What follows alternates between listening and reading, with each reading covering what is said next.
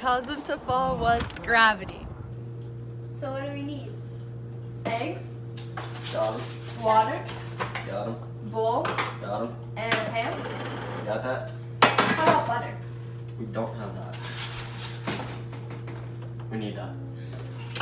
Do we have it?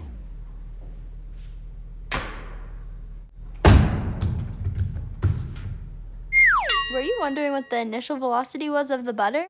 Oh, you were? Well, let's get to the physics. In this problem, you're going to have 3 moments. The initial moment is when the butter is in Jess's hand. The next moment is when the butter is at its highest point. And the final moment is when the butter hits Ryan. Next, you're going to want to plug in the numbers to the right variables. After plugging in your numbers, you're going to want to use the equation v1 squared equals v0 squared plus 2a times y1 minus y0. After plugging the numbers into the equation, we came up with the answer 5.99 meters per second for the initial velocity before the butter was thrown. Where are the brownies? Order pizza.